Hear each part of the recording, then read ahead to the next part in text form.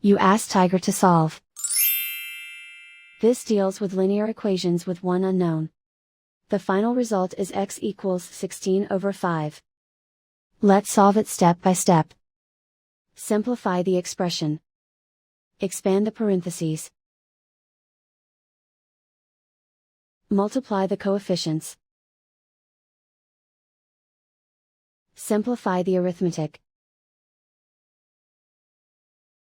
Group all constants on the right side of the equation. Add 30 to both sides. Simplify the arithmetic.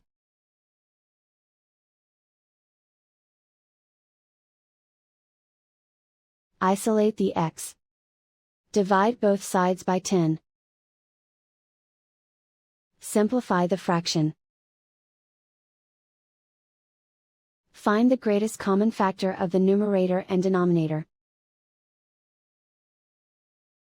Factor out and cancel the greatest common factor.